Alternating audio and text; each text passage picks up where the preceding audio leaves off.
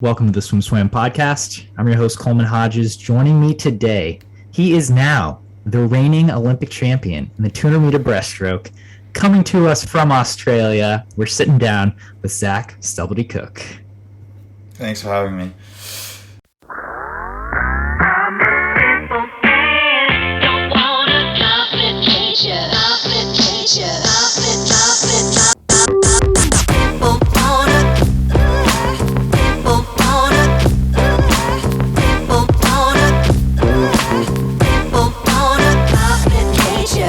I'm stoked to talk to you.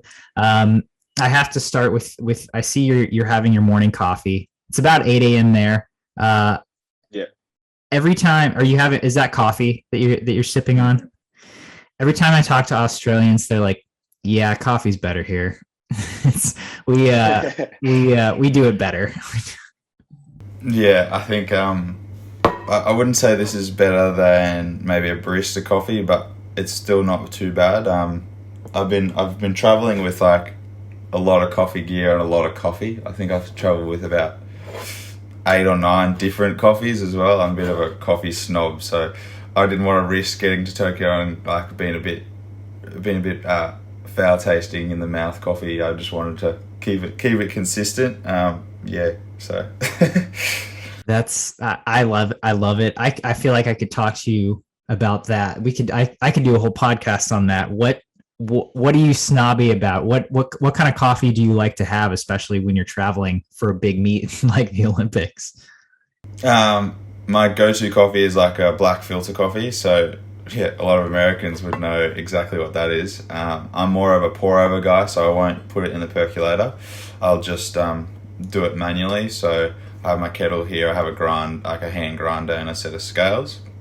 And I'm pretty snobby, I guess, about the accuracy of it all. Like, it needs to be 20 grams in, 300 grams out in terms of coffee into water, and it needs to be a certain time and a certain range just to get the most out of the coffee. But I'm a big fan of not necessarily traditional flavors of coffee. I really like exploring where people are finding their limits in coffee. So, for example, I'm out of it now, but I had my finals coffee, if you want, which was like a cinnamon process. So when coffee is fermented, they take coffee is actually a cherry, and they take the seed out of the coffee, for everyone that doesn't know, and you can change the coffee's flavor profile by changing that fermentation process and the wash process of how to get that cherry off. So there's a few people experimenting with like a cinnamon process, which basically, to put it bluntly and put it really simply, it tasted like a cinnamon donut. Like, that's what the coffee tasted like. And like, people go, "Oh yeah, but it still tasted like coffee." It was like, no, it was like a tea that was made at like a cinnamon donut. And that was like, yeah, that was my finals coffee that I was traveling with. There was only like, I'd have it not before a heat, but only a final. So that was the semi and all the finals for the relays, and yeah, but I'm out of it now, so. It was a very small batch. Like, there was only probably about 20 kilos produced this year. So it was like a really small batch coffee globally. And I only got 180 grams of it. So, and I actually vacuum pack and freeze it. And if people are listening to audio, I apologize. But if anyone's watching, like, I'll vacuum pack all my coffees like this. So that'll be dosed out at 20 grams, ready to go, ready to throw in a grinder. And so the 180 grams was stretched out like that. And yeah, I just enjoyed having something special, having something that kind of like drew a line in the sand and made it special to race again. Man, I did not expect this coming, and I'm guessing our listeners didn't either. But what a treat to what prompted this this coffee interest for you? I mean, you're 22, is that right?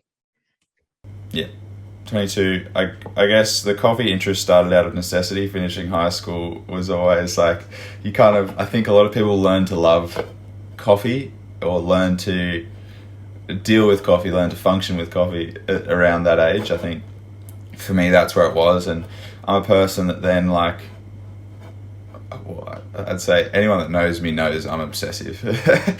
I guess like, and once I like start something, it's down a rabbit hole from there. And what do you like so much? I mean, okay, you're obsessive. What do you like so much about the process of coffee itself?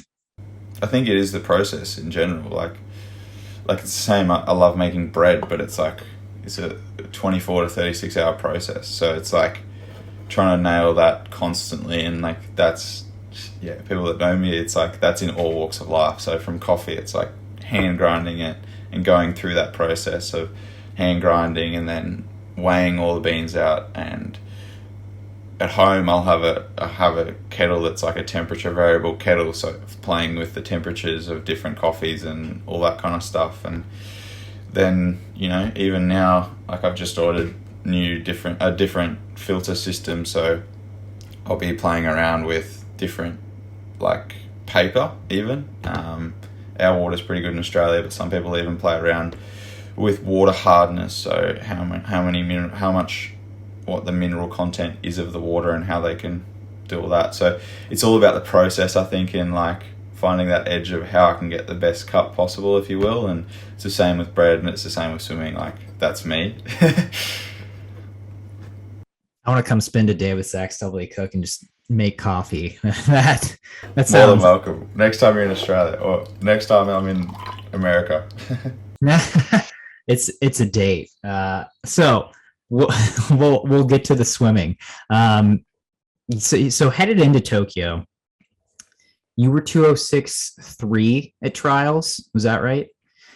206.28. 206. It was wrong. I was wrong. 206.28 in the 200 breast heading into trials. You were swimming the 100 and the 200 individually. Coming off of trials, how were you feeling about those performances? I mean, the 100, I wanted it faster. I'm not going to lie. I think I was capable of faster, and I think on that day I just raced because I knew that they'd take the top spot for a relay and most likely a second in the 100, because that's basically Australian qualification. They take top two in the form stroke hundreds most of the time. But so I knew that if I got first or second, it would take a lot of pressure off the 200 breaststroke, and that would come later in that week. And I was pretty excited to race the 100 breast, and yeah, I didn't get everything I wanted out of it, and I think now I've proved myself after swimming quite a few relays and experimenting a bit how to swim it, and having a few mistakes and building on it in each race, and having opportunity at the Olympics to do that. I was very lucky. But the 200 breast, then I was excited, and I was ready to go. I think like for me, I knew I was fit, like swimming at 207.0 only a couple of weeks beforehand, and not really being rested, like still being in heavy training, and like that really excited me. Like I kind of proved to myself that I could stand up and get going and swim a solid back end, and then with a bit of rest, the front end would come a bit better.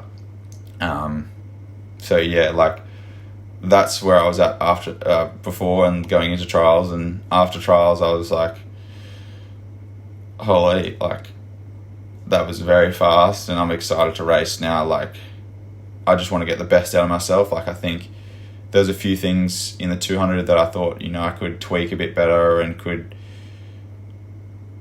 definitely improve on. And yeah, so that's where I was at with that after trials, and we definitely worked on those things like skills and starts and turns, which are still not too great, but getting there. Like especially the start's been a bit of a project for the last couple of years, and it, like, believe it or not, for anyone that watched me race, they were actually like some of my fastest starts at the Olympics. So yeah, and I was excited to race at the Olympics. Like I was just so happy to have the opportunity to even race. I think a lot of people, especially Australians, would agree that we're just lucky to have the Olympics on. Like, I think we're still dealing with COVID, and we're currently, or basically most of Australia is locked down. We're still facing hard lockdowns, and Sydney is doing it pretty tough at the moment. So, yeah, I mean, I was excited just to be there and have the opportunity, but yeah, it was a bit of a whirlwind for 5 weeks, especially having to get out of Brisbane so quickly.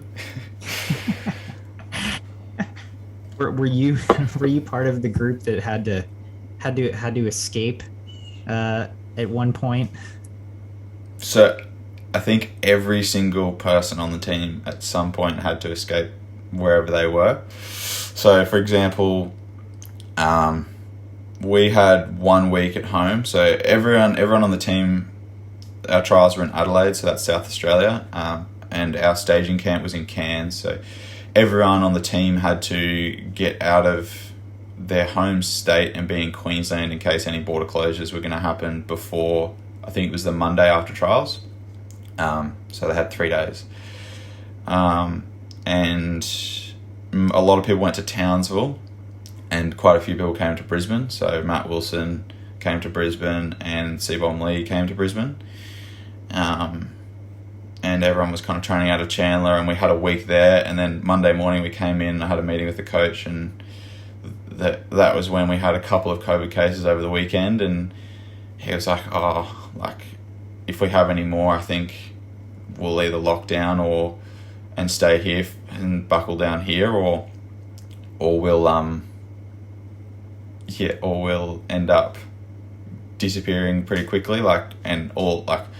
All the people that I was training with at that time, so Jack McLaughlin and Leah Neal, we both all kind of came in that morning and said, I reckon we'll be gone by Wednesday. And then I got a call at 1 p.m. that day and said, there's a 7 o'clock flight. Do you want to be on it?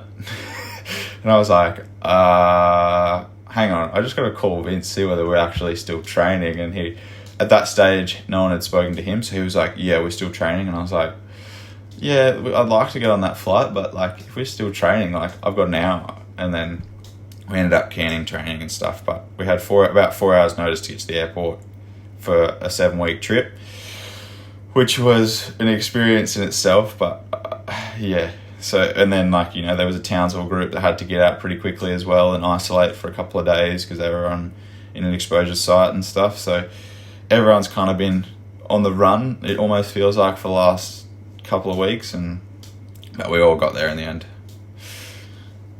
4 hours for 7 weeks. So that sounds so hectic. Looking back on that, did you pack everything you needed, or were there some pretty gaping holes of forgot this in the 2 hours I had to pack? I mean, not really, to be fair. Thank God for my girlfriend. She had the day off work that day, and I was just like, here's a list, this is what I need to pack, I think. And she just kind of put it in my suitcase. So by the time I got to Cairns, I was like, I got no idea where anything is. It's all kind of just packed, and I'm hoping it's there. And then I was lucky that my dad lives in Cairns, and once the bubble closed for us, I was actually able to still get stuff from him, and anything that I forgot, coffee mugs and those kind of things, he was able to go collect for me and get for me, and those kind of things. So that was pretty good that I had someone there and had a bit of an opportunity to do that. So I didn't forget too much. I remember my pillow, race suits, goggles, and all those kind of things. I probably did in hindsight bring too much coffee. I think the only other thing is I probably, I wasn't sure whether I was doing ISL at that point either, coming straight off the back. I hadn't fully decided whether I was doing round 1 yet. So yeah, I was also kind of maybe I just need to pack a little bit extra as well. So I ended up sending a suitcase home, and somehow ended up with another 3 full of stuff. But that's what happens. I from what I hear, that's how the Olympics work. You come with 2 and you end with 5. Are you doing ISL? Have you decided yet? Yeah, so I signed with Tokyo, and I'll be joining them in the semi-finals, and then hopefully to get them to the finals and race in the finals, and then not sure after that. But if anyone, I may see what's going on at the end of the year with quarantine and etc., and whether that it fits for me to train overseas for a little bit, and see where that lands as well. So if anyone wants me to come train or has a spot at the end of the year after ISL in Japan or probably the US as well, hit me up. All right, there you go, people. Zac Stubblety-Cook, he's looking for a spot. So we'll link his Instagram in the description of this video. You can message him and say, hey, come train with me. So you leave for the 7-week Olympic trip. It starts with training camp. Yep. So we start with a 3-week block it was meant to be 2-week block in Cairns, and then about a week in Tokyo before the meet started. So I think we got there 5.5 days before the Olympics started because of the night heats, which is a whole nother thing to wrap my head around, but still haven't wrapped my head around. We had a 3-week training block, which was really great I actually really enjoy them. Like, I know a lot of people say, it sucks being away and it sucks being away from family and friends, and it's a lot easier to be at home, but I think it does condone a much higher performance training environment. Like, you look at the UFC and they have a 12-week training camp beforehand. Like, they're training during the year, but they'll knuckle down away from everything for 12 weeks. That's looks like a fairly decent model, and I think a 3-week training camp's about the sweet spot. I think beyond that, you kind of get mentally fatigued. So 3 weeks was good and great to see everyone and have such a tight-knit group, and the hotel in Cairns and everything looked after us so well, and the pool and facilities are unbelievable, and it's much warmer than it was in Brisbane, so I was pretty stoked about that. Was the team, was there a palpable energy? I mean, I'm assuming with every Olympic team, there's excitement, but especially with how trials went and with this new format for the Aussies of having trials 6 weeks out from the games, was there a noticeable energy? Were people excited? Were people feeling ready to live up to those those performances that you guys had thrown down at trials? I think there was just an unspoken confidence, but not complacency. That's how I've been reflecting a bit, and I think that was definitely a theme and definitely a feeling. Everyone was still really hungry, I think having lockdowns and having not been able to get in the water last year definitely gave people a bit more perspective of what the sport meant to them. And definitely personally, I felt that, and I felt that I was a lot more relaxed and a lot more hungry around the pool. I wasn't complaining, too much around the pool about training and how tired I was. It was more I'm actually enjoying this. I'm actually enjoying the opportunity that I have at the moment. And that was definitely the feeling going into Cairns. And, we hadn't seen each other in so long. We hadn't assembled as a team in 2 years. So it was also quite exciting in that regard. Having a team and having such a tight-knit group happens because of the progression and because you see each other grow and you see each other change and you see how hard and each other work, and you see that you all share the same dream. So, to represent your country. So, yeah, that's pretty special, and I think that's what the feeling was going into Cairns.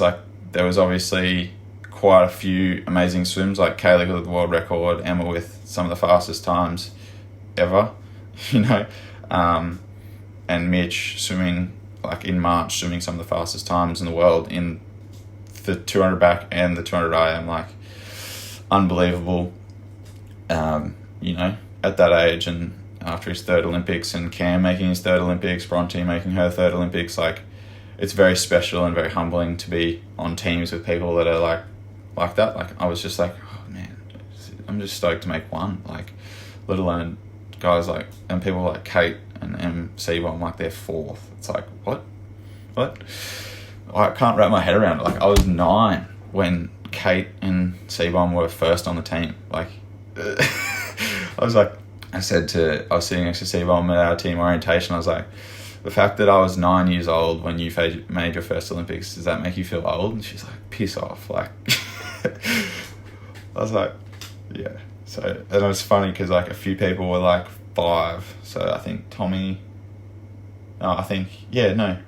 two people on the team. So Molly and Isaac Cooper were both, they're both 5 years old when Kate and Em first made their first team.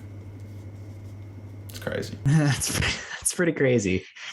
And I mean, but yeah, again, like you said, kind of goes to show you the legacy, the history, and I'm guessing kind of that energy, that quiet confidence of Team Australia coming into this games.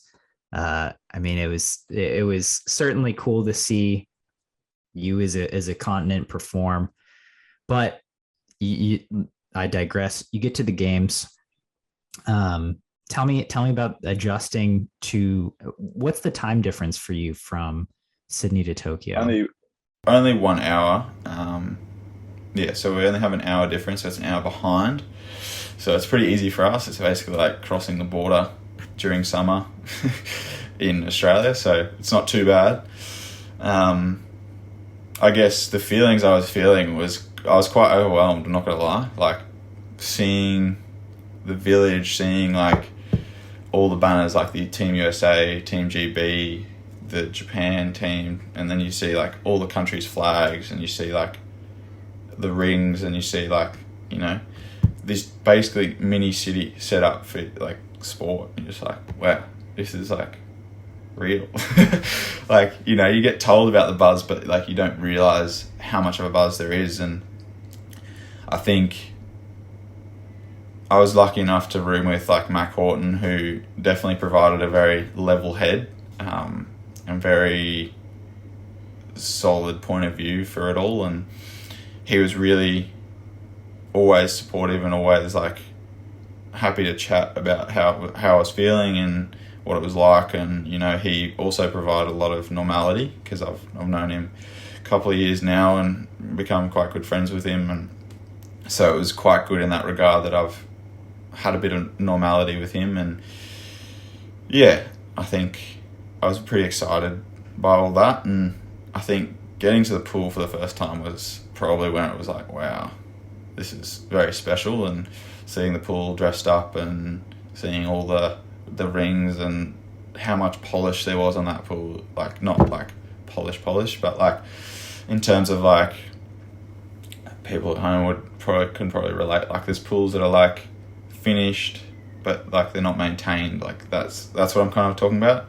But like this pool obviously is brand new, so it's a little different. But it was like everything was thought of. Like, you know, like the internal temperature of the whole pool was the same. Like the ambient air temperature was all 24 degrees. It was like same in warm-up pools as it was out there. And like, you know, even like a double drain as well. Like just like everything was thought over. So like if there was a big freestyler doing like being dragged in and the wake was pushing over, it would not come all the way across. It would like hit the first drain, and then if it overflowed, it would hit the second drain. And just like little things like that. And the flags being actually like in the water before the drain as well was like, oh, that's actually like a really good idea. And like just like little design things like that made you realize, like know that, you know, everything was thought of and it was like okay. That was the feeling I got. But I had to come down pretty quick from all that excitement. Like I needed to focus on racing and getting the best out of myself. So that was always the focus there. And I think I got the best out of myself. That's an interesting point. You had in 17 you went to World Junior Championships, 18 you were at Pan Pacs, 19 you were at World Champs.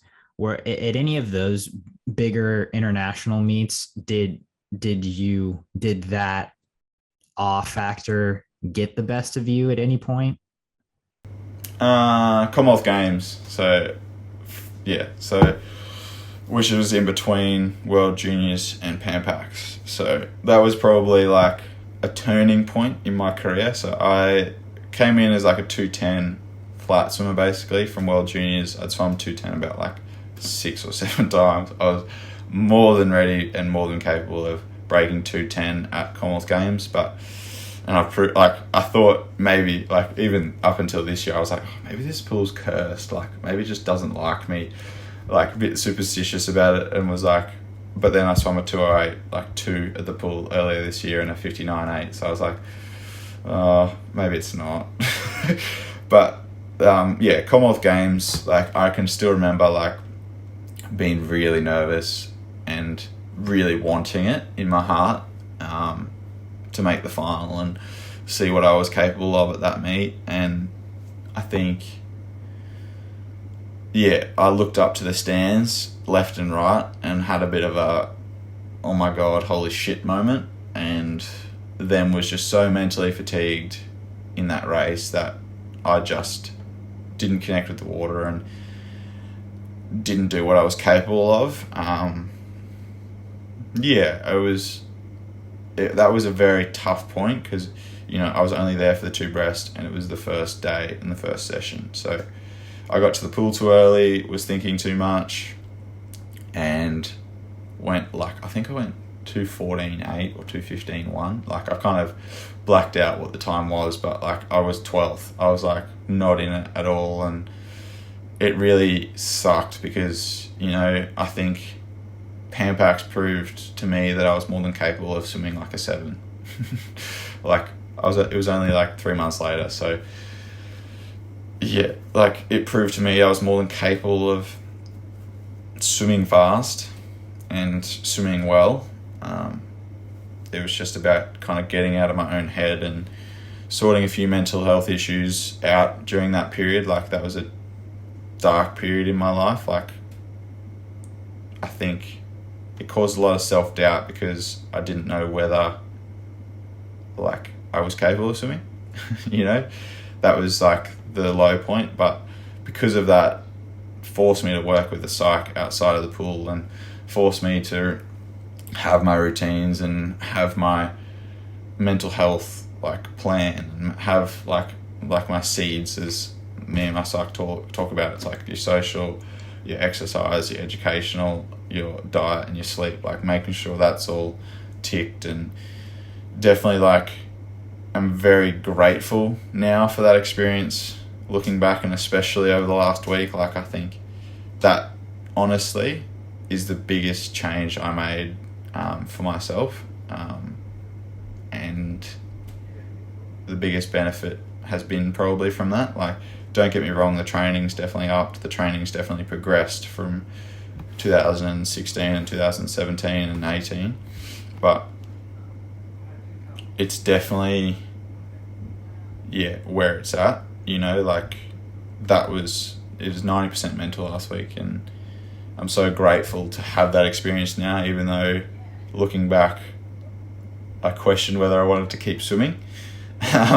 You know, yeah, like I can still remember the set. Like I was swimming on a Tuesday afternoon, like 2 weeks after Commonwealth Games, and we're about to head off again to Japan to race the Japanese Open, and I just didn't want to be there. Like my mind was just like, I want to do anything right now to get out of this pool. Like it was just like, and I didn't come back for a week. I was just like, I just can't. Like right now, I just need a minute and I just need a moment to just see where I was at. And yeah, I think getting help from I kind of sought out an external provider, an external person from the sport to give me a bit of perspective and give me kind of what I needed to hear of, you know, it is just swimming and you're a person before you're an athlete, and we're just pursuing a dream, but that dream is probably a extension of our values. And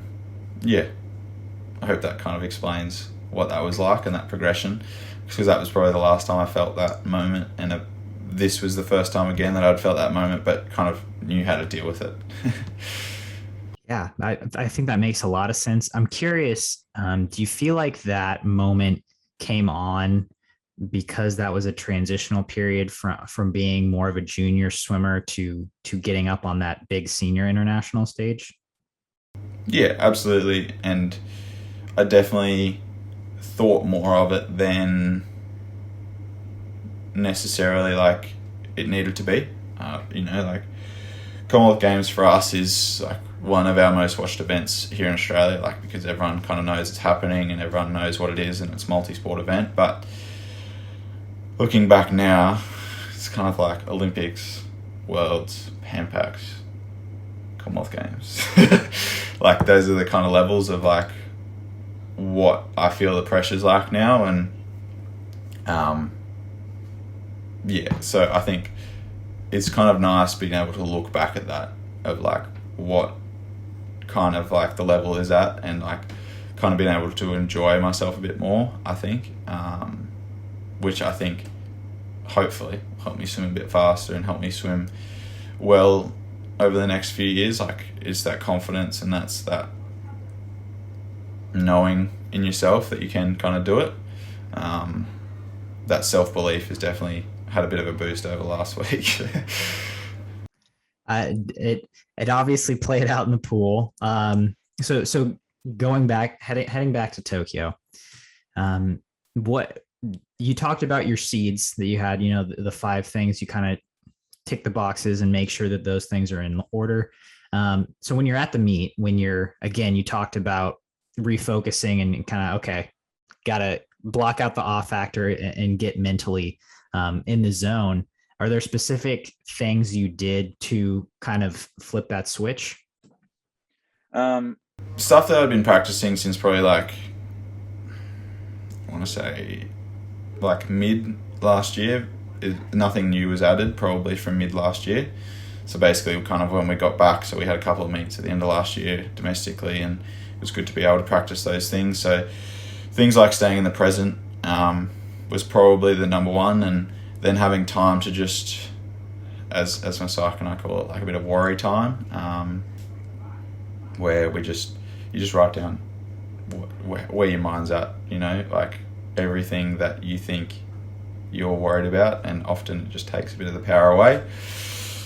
Those kind of things, and are definitely really helpful, and then kind of having a strategy of and going in with the mentality, it looks and feels different, but it is the same. Like at the end of the day, it's a 50-meter pool.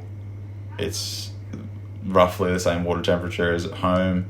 Yeah, there's cameras all around you, but you're there to swim. You're there to swim I was there to swim 4 laps of what I hopefully consider one of my best races. And, I think that's what I went in with. And that's what I kind of am going to continue to go in with, the process mindset of progressing through each round and progressing through the race. And I think, that's how I'd sum it up, going in with the mentality of it looks and feels different, but it's the same, and to follow the same process as middle of last year, whether that was at a state championships or a national championships or a trial meet or the Olympics. Like, at the end of the day, it is the same, and I'm probably lucky in a sense that I kind of proved that to myself at like a New South Wales Open and the trials and our national meet. I kind of like was lucky that it kind of progressed and proved to myself that the process works, and I can keep doing it to keep getting the best out of myself, both mentally and physically. I think I'm, as we kind of started with, I'm a very process orientated person that needs kind of a bit of structure and a bit of rigidity around that. So, yeah. So let's, okay. I've delved into all the details, into the nitty gritty. Let's talk swimming. You swim the 100 breast, 000. What did you think about that first? You get the first swim out. How'd you feel about that one? I think I had to kind of reassess where I was at mentally. I was like, oh, that's not where I thought I would be. I thought I would be a little bit quicker, and I thought, like, I was like, oh, I know I'm better than that. And, like, the positive was that it was just because I wasn't out very quick. I was out very slow, but came back in one of my faster back ends. So, yeah, I knew that I was fit and I was capable and I was swimming well. And I had to keep kind of reminding myself of that. And that's probably, because of that swim, I was probably most nervous before the heat of the 200 breast. Of like, okay, like, I've got to get through this round first, and then the next round, and then the next round. But yeah, the first round was probably the most nerve-wracking, because it's like you had that little bit of doubt after swimming not quite where you thought you were capable of swimming in that event.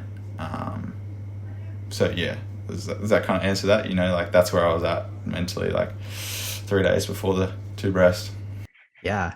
And so then over the course of the meet, obviously you swam prelims of the 100 at night. You'd mentioned that adjustment of night heats, morning finals. How did you handle that? How did you try to get your body accustomed and ready to swim heats at night, finals in morning? I think I haven't had too much of an issue with it. The only like adjustment I've really made is like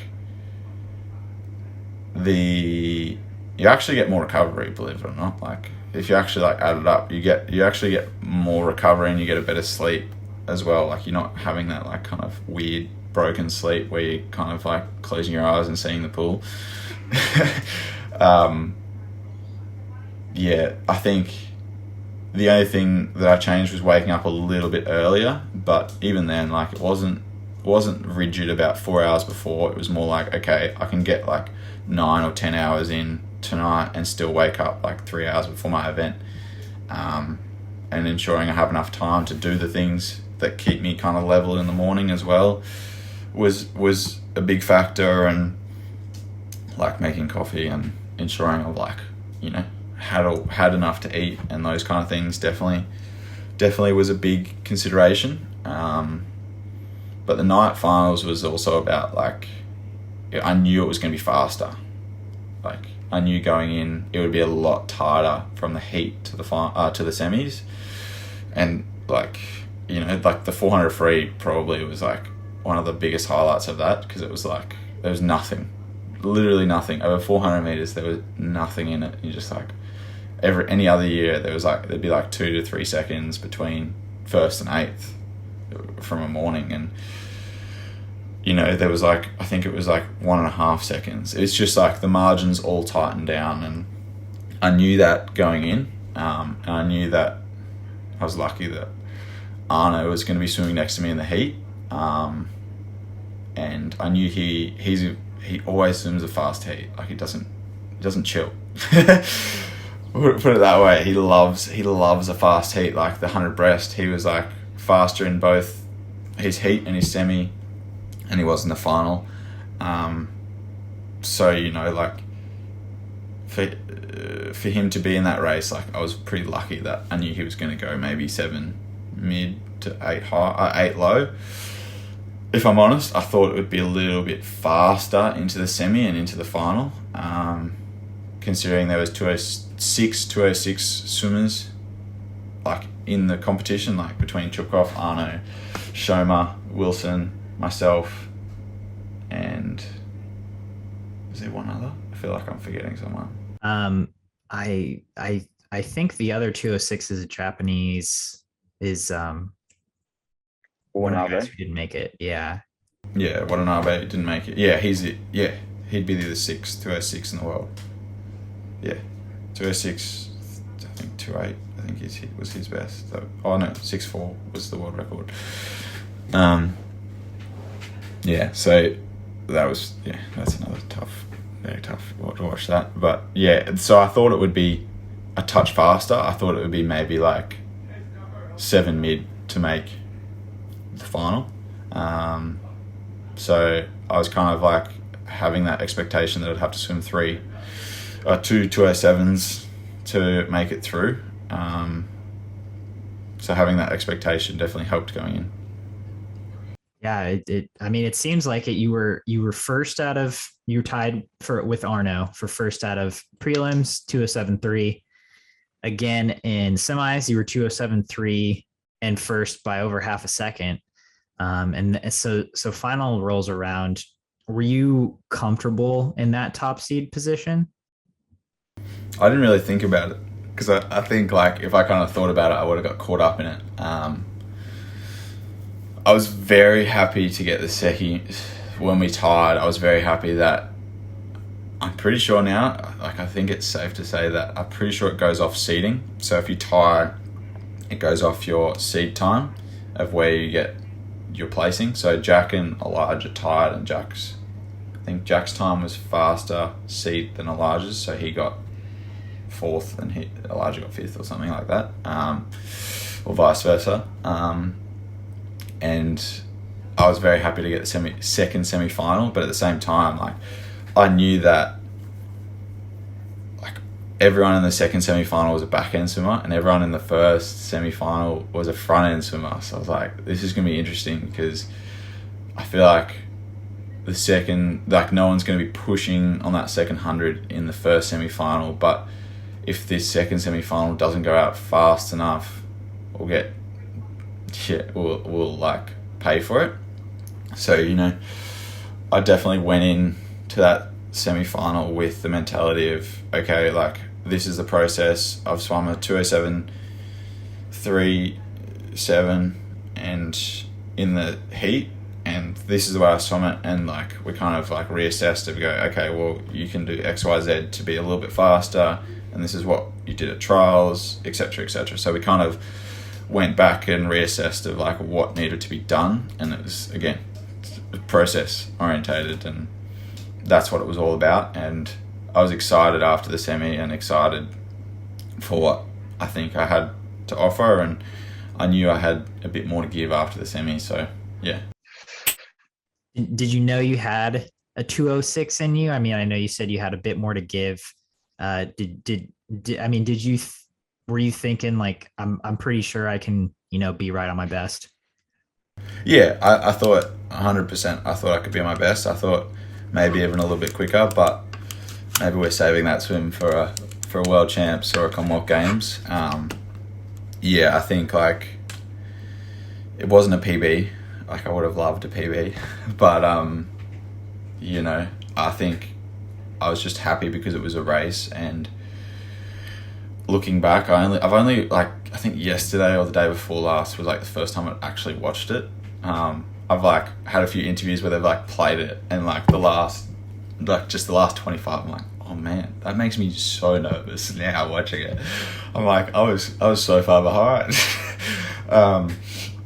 So yeah, like that's where I was at, and I wasn't really thinking about where I was at like placing going in. It was more like the process and knowing I could build a bit more through each 50, and the 206 I think I knew was there, but it was about executing and not necessarily thinking about the time, but thinking about, okay, I've got to be swimming fast with length off the first 2 laps and building through each lap, and then turning and just bringing it home and giving everything I've got, and making sure I'm still relaxed and not too excited and not too rushed through the first 2 strokes off that wall, and just building through each lap. So that was the focus and that was the emphasis. It makes sense that you would be nervous at the 175 meter mark. Watching it, looking at the times of the race, you're like, oh, doesn't seem like it was very close. But then you watch the race and you're like, oh my God, like at the 175, it's like there were, 5 guys or whatever, like all right there. And then you just took off. It was, again, you talked about the process and what you wanted to do each 50, but were you aware of where you were at the 175 during the race? I couldn't see the other side of Arno, and I couldn't see the other side of Wilby. So those are the only 2 people I could see. So I knew at 150 they would be probably in the top 4. Like, you know, they would be first, second, or third, fourth, or, you know, I knew they would be in that range. And I knew I kind of had to be close, because I knew that I probably had more last 50 speed than a lot of them, and I knew that I was capable of bringing it home, and I had to definitely trust myself and trust the plan.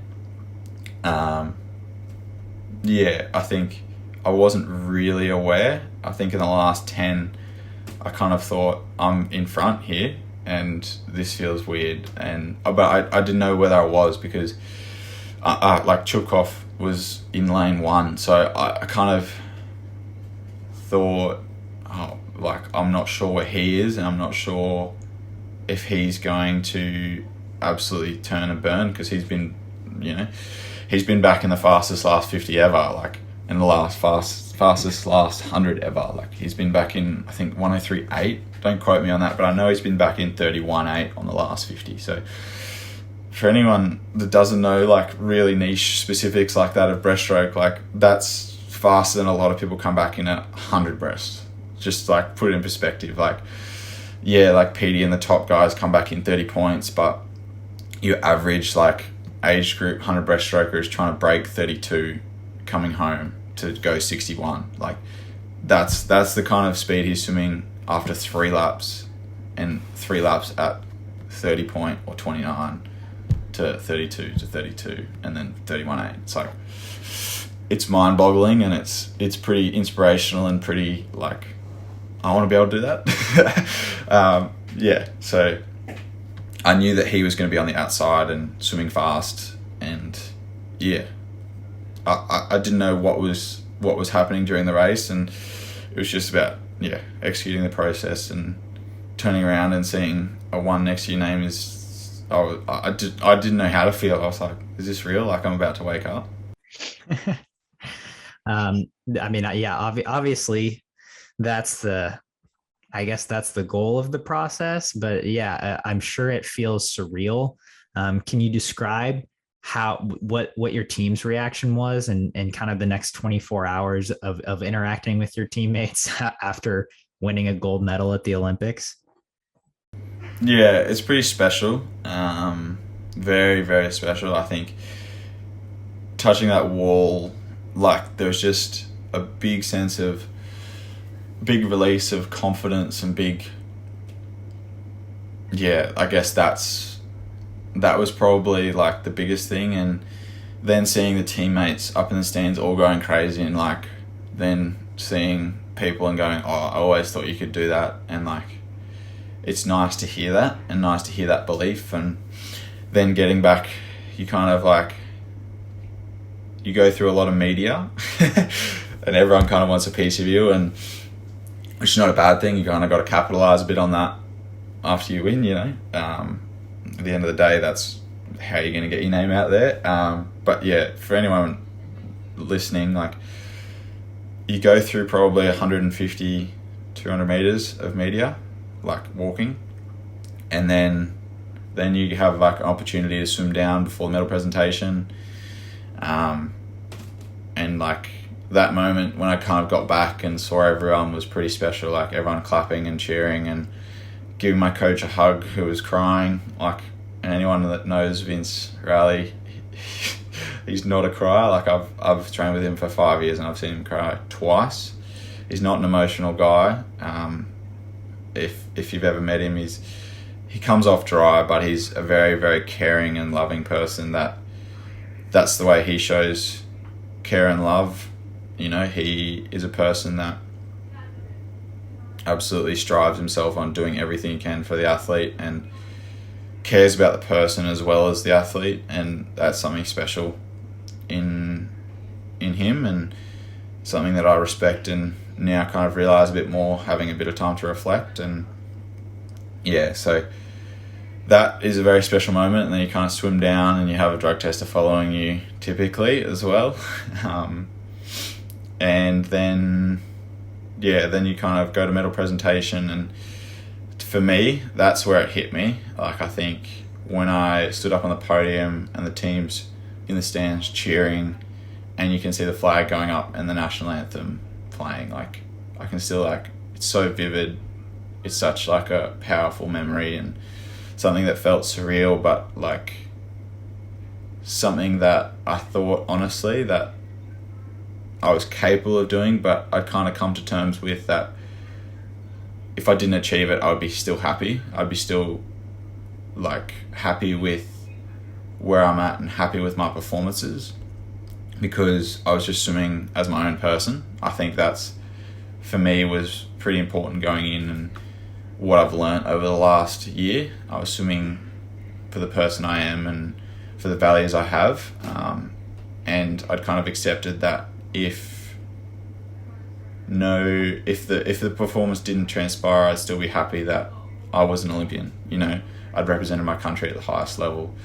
But that's what was kind of going through my mind on the podium, of like, this is real. And like, then coming home and like, I hadn't opened any messages until I got here, and seeing some of the messages is very special, and seeing people just messaging saying you inspired me and those kind of things is extremely humbling and extremely special. That's for me what it meant and what it still means, you know. Like, I'm even getting emotional talking about it now, you know. It's special, and like, I can't even describe like what it was like. But you know, I got back and I knew I had a relay that night too, so I kind of had to get on with it pretty quick and kind of ride that high a bit for that day, and know that the next day I had a good 24-hour rest, and that would be the time that I could take a bit more of it in, and then when I got here in quarantine, for any US people, we're in quarantine at the moment, so we're in Darwin for 2 weeks, and everyone in Australia is still locked down. So lucky the Olympics are on, because everyone's kind of watching back at home, which is nice.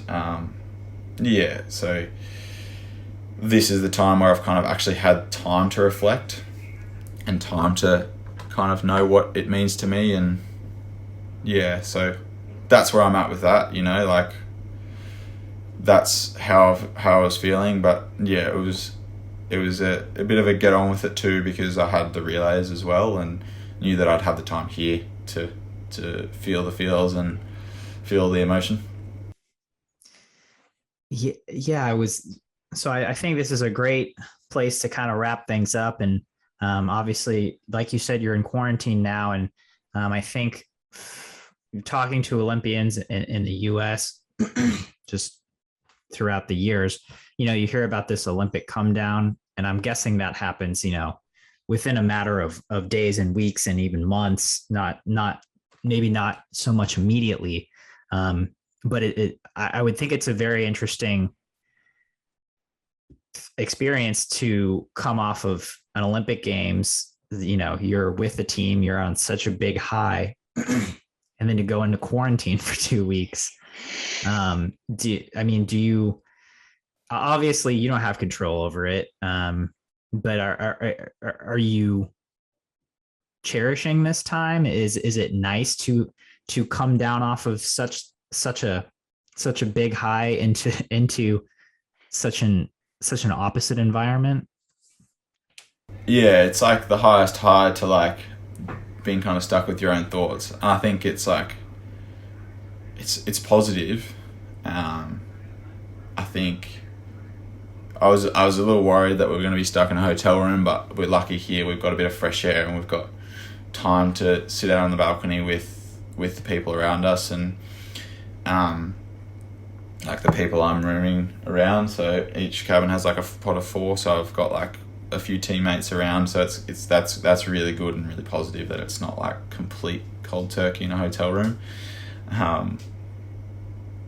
So I think it's almost a blessing in disguise, because as you said, like, you talk about Olympic come down, right? You know, and it is real, because the Olympic buzz is real. Like, everyone, like, you know, everyone can relate, and people who will be like listening and be like, you know, oh yeah, the Olympic come down, it's in the buzz, you know.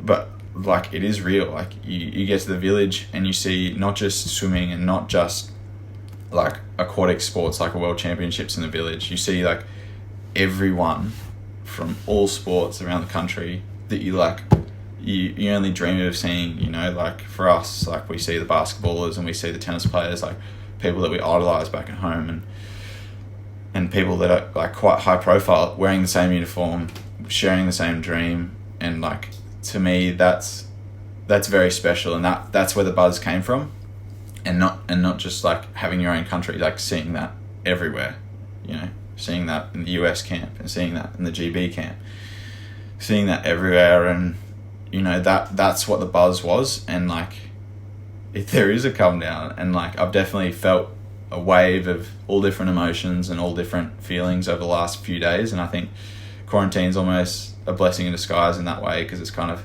expedited the process of the come down. And I think it'll be nice to come home and still feel all the emotions and still get a bit wrapped up in all that and by friends and family. But yeah, I think the come down here is kind of forced, which is a blessing in disguise. You know, it actually like forces you to have a bit of time to reflect. Yeah, I think that makes a lot of sense. Just getting that personal time, getting that alone time, rather than, you know, a few minutes to yourself after you get your medal to reflect on it, but like 2 weeks of just, all right, let's just let this sink in, let's process it, and then we can move on with life. Yeah, exactly. And for anyone that does it, people probably find this quite funny, but like you get your medal, and then if you're like, I'm like, I don't trust myself with it. I don't want to put it in my room in case someone comes in. So I just gave it straight to the manager. Like, I didn't see it for a couple of days, and like they put it in like a safe in our headquarters. So it was like oh, it was kind of just like literally just passing it off. Like, it was so quick. It's just, yeah. And this 100% definitely is such a great period. Like, looking back, I think it will be a great period. Like, I hope, anyway. Fingers crossed. Well, Zach, I appreciate you taking the time out of your quarantine to sit down and chat today. It's been great getting your perspective on this Olympic experience. Any parting thoughts before we sign off? No, I think I've said a lot of what I need to say, and I think yeah, I'm excited for the future and still hungry for it. I think that's probably what I'll leave with. And yeah, thanks for having me.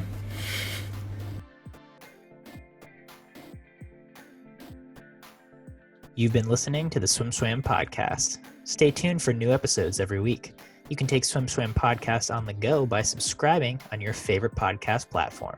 Look for links in the description below, and be sure to subscribe to our YouTube channel for more videos as well.